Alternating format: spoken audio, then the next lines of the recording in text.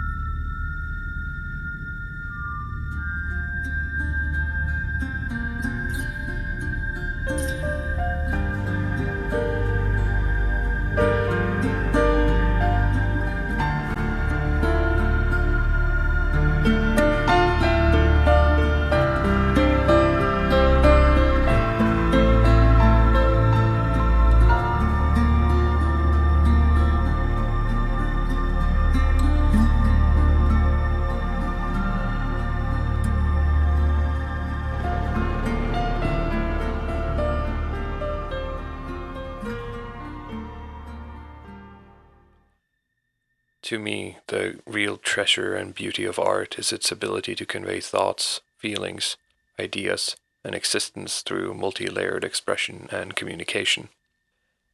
When words meet paper, brush meets canvas, when the optic cable pulses its transforming light through a speaker to deliver its contents, a product that is greater than the sum of its parts is manifested. The essence of its artist, or even that artist's inspirations, are captured, stored, and experienced by the receiver. The inspirations may be direct, or they may contain the fears and hopes of an entire society, buried deep beneath the drying pigments or hidden in each finger on the fret of a bass guitar. Like trapped spirits howling for a respite from the torments of their time, these undercurrents carry the artwork to new heights, deeper truths, and at times further into a world that was. I am a millennial. This probably isn't going to come as a shock to many of my viewers, but it is important insofar as it means my parents were boomers, which means that, thanks to my father, I have been exposed to quite a bit of, quote, late boomer rock music. As such, it colored a lot of the music I was presented with growing up. I listened to Pink Floyd, with Roger Waters and David Gilmour's solo works as close seconds, the solo performances of Eric Clapton, and the Dylan-esque growls and smooth guitar work of Mark Knopfler in Dire Straits. As an adult, I find that there's a joy in diving back into the songs that defines your childhood, to be able to travel back in time to that first time someone played a particular song for you and relive that moment. But there is one song among these bands that has always lingered, one I've never been quite able to shake, as if the spirits trapped within have gotten their claws in my back and refuse to let go before I fully, truly understand their message. Keen-eared viewers may have heard it in a previous video of mine. This song is Telegraph Road by Dire Straits. The Dire Straits were a British rock band formed in 1977, famed for songs such as Money for Nothing, Walk of Life, Private Investigations, and many more. Their sound and topics draw heavily from British culture and politics, rock, jazz, blues, and folk music with inspiration from American contemporaries. The band isn't afraid to let sounds or moments in their song linger, giving the listener time to absorb themselves in the melancholic emotions of their songs. The song Telegraph Road demands quite a bit of commitment from its listener, boasting over 14 minutes of playtime, but it is required to shape the soundscape of both a society and modern man's place within it. It features on the band's fourth album, Love Over Gold, and ties a lot of the album's themes and meanderings together into a single, almost barbaric yawp. I am speaking metaphorically, of course, as most of the legwork is carried by the instruments, a common occurrence in a Straits song, accompanied by Knopfler's own slam poetry-like reading of the lyrics. Lyrics that occasionally get interrupted by the moaning guitar or flowing piano that moves time itself forward in the universe of the song. Towards the end, the instruments seem intent on drowning out the lyrics, ending the song with a 5-minute instrumental piece de résistance. If you haven't heard the song, I'd consider it required listening before continuing this video. Go ahead, I'll wait. I brought some sausage and cheese here, as you can see. I promise it will be worth your time. The song itself starts with this beautiful, serene melody, giving the listener a sense of hope and peacefulness. It describes a man walking down a road looking for a place to settle down. It is reminiscent of the opening scenes of Knut Hamsun's Growth of the Soil. The man comes walking toward the north. He bears a sack, the first sack, carrying food and some few implements. A strong, coarse fellow, with a red iron beard and little scars on face and hands, sites of old wounds, were they gained in toil or in fight.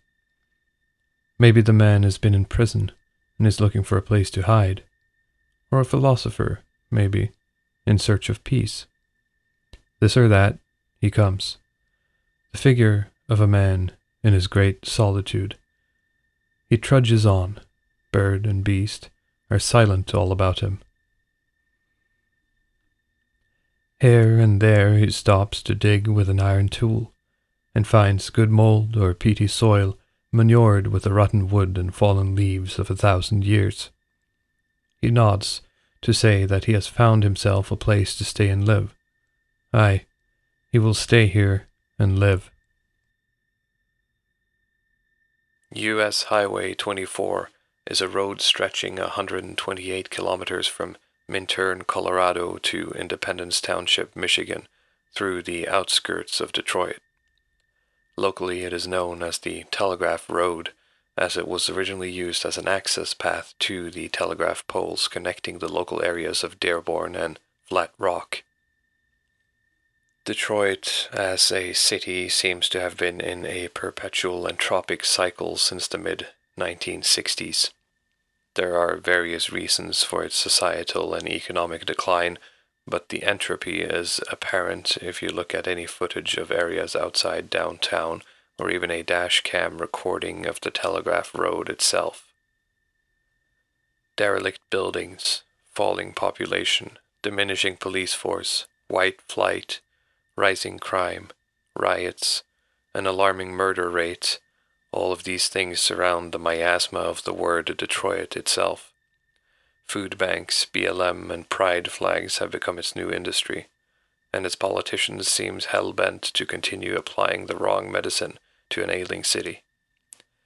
It is strange to imagine these hopeful pioneering notes represented in its modern counterpart. These days, the road itself is an almost straight shot, stretching far into the horizon, a horizon that lead singer of Dire Straits was pondering as their tour bus made its way to their next destination. It is not an accident that the start of Hamsun's book and Knopfler's song share their imagery. Yeah, that's exactly what happened. I, in fact, was driving down that road, and I was reading a book at the time called The Growth of the Soil, and I just put the two together. I was driving down this Telegraph Road that you're talking about. I think it's the same road, and it just went on forever. It's like what they call linear development. And I just started to think, I wonder how that road must have been when it started. What it must first have been. In the first few verses of the song, we meet the Ur-Man. He is nameless in the lyrics, but his name in Growth of the Soil is Isaac. Isaac spends his initial time alone in both the book and the song, preferring to build his future home. He builds a cabin, a winter store, and he plows the ground of his property. And he's respectful towards God, putting his religion before the material world. He read no books, but his thoughts were often with God. It was natural, coming of simplicity and awe, the stars in the sky, the wind in the trees, and the solitude and the wide-spreading snow. The might of earth and over earth filled him many times a day with a deep earnestness. He was a sinner and feared God. On Sundays he washed himself out of reverence for the holy day, but he worked nonetheless through the week.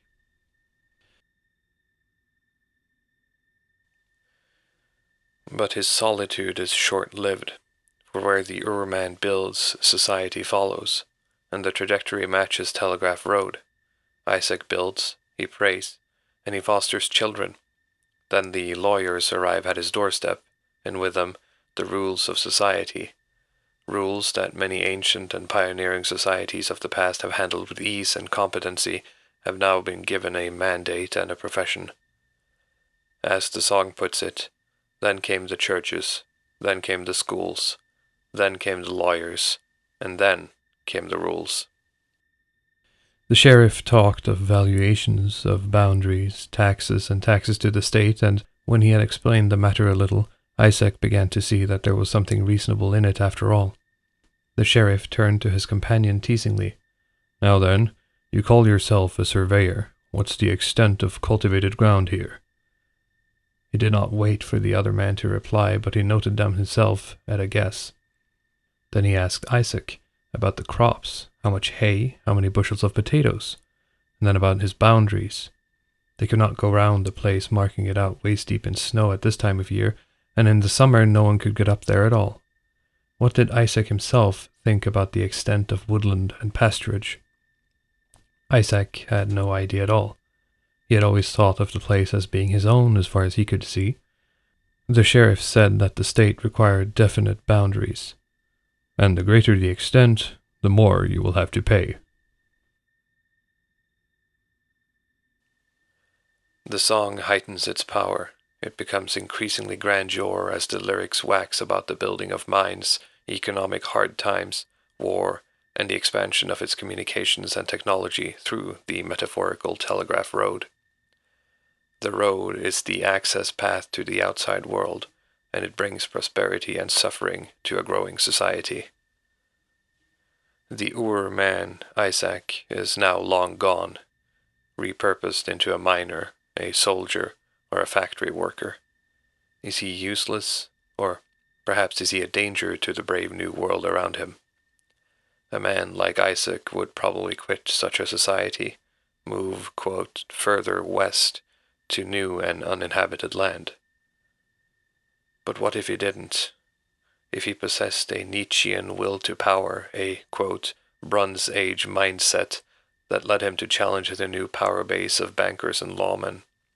No, it is better to repurpose his energy than to drive him away, redirect his anger than risk it being pointed at the newly formed elites. Hiding behind a perverted fear of violence, they have constructed a machine that keeps him occupied.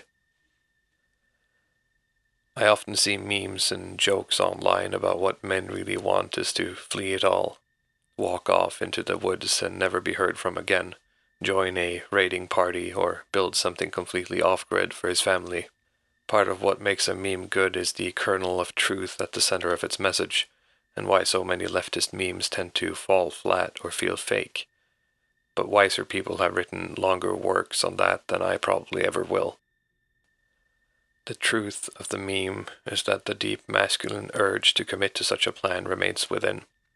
As Edvard Munch wrote, this urge is the, quote, great and infinite scream of nature, unquote, echoing in my bones. I worry that it is too late for my generation, that I will never be able to live an authentic life in a modern society. I will be working on tasks that are greater and more lasting in my magical and beautiful suburban bubble, but my mind will drag me back to ever more mundane and fleeting wants. Like an addict, I cannot shake the urge to maybe play one more level of that video game, or sleep in for an extra hour. Take the easy way out because modern life allows me to do so. I even fear that this writing is just an escape from doing what really needs to be done. The process of freeing myself from my vices is so long and arduous that I fear that I will never finish it. But that might be the Sisyphean task of any generation, though I feel especially mine.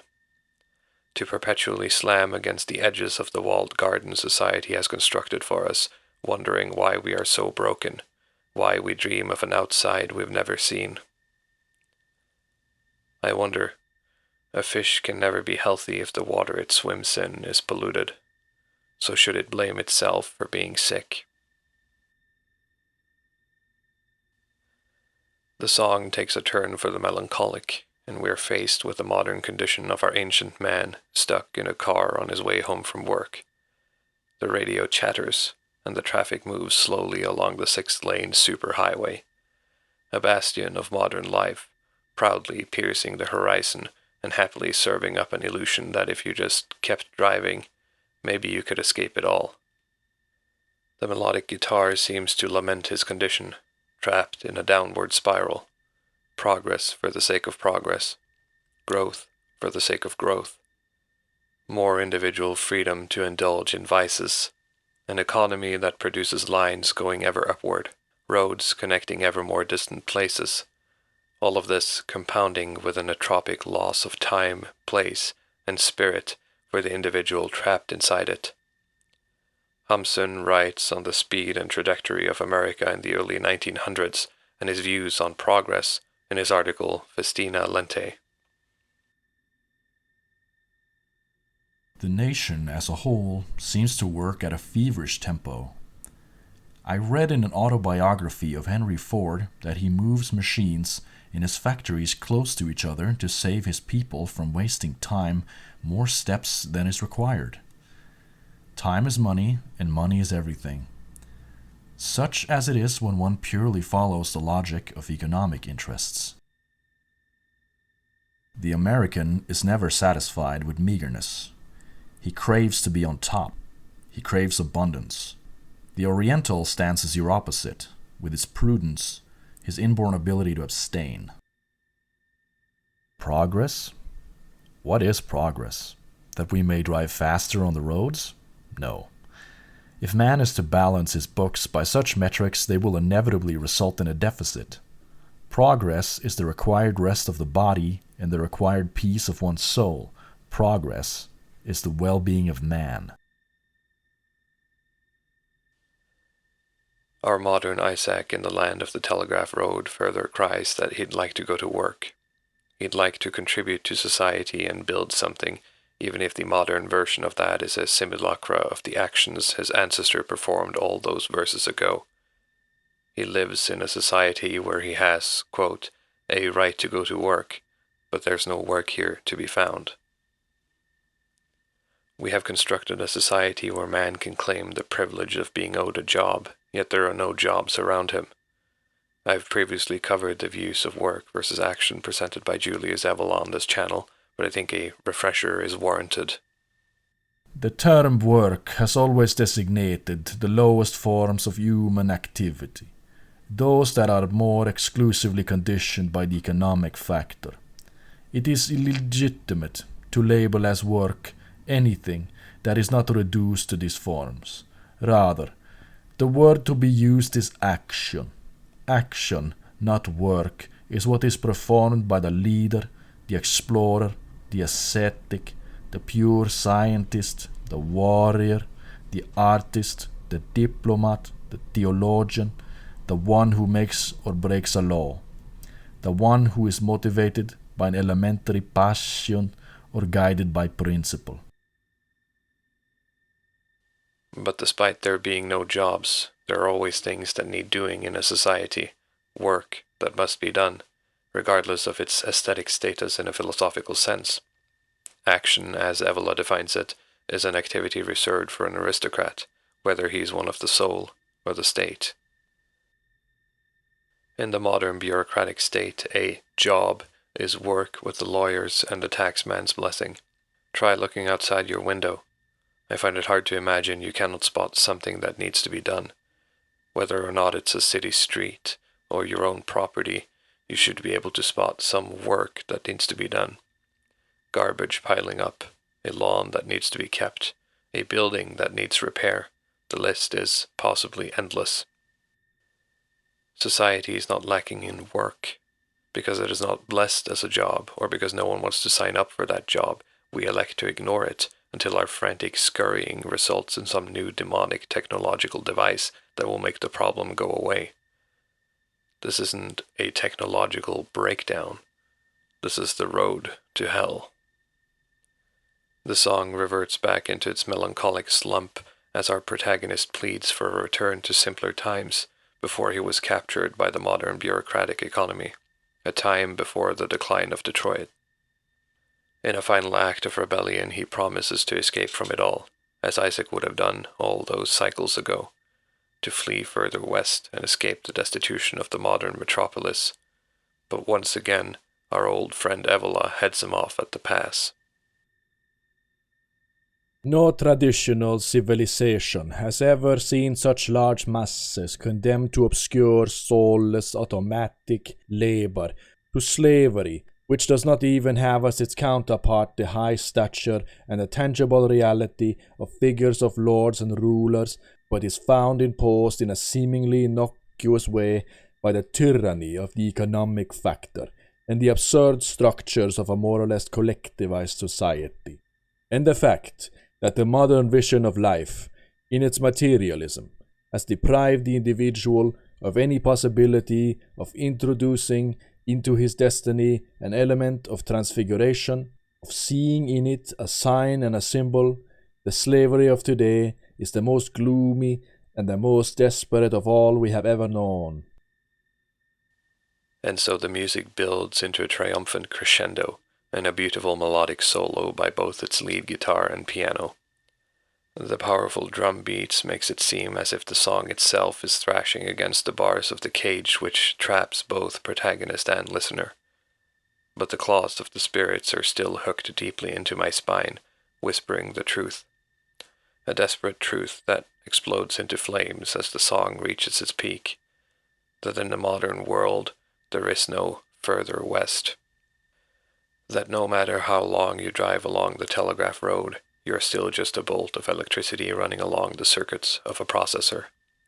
A processor imbued with terrible, dehumanizing computational power.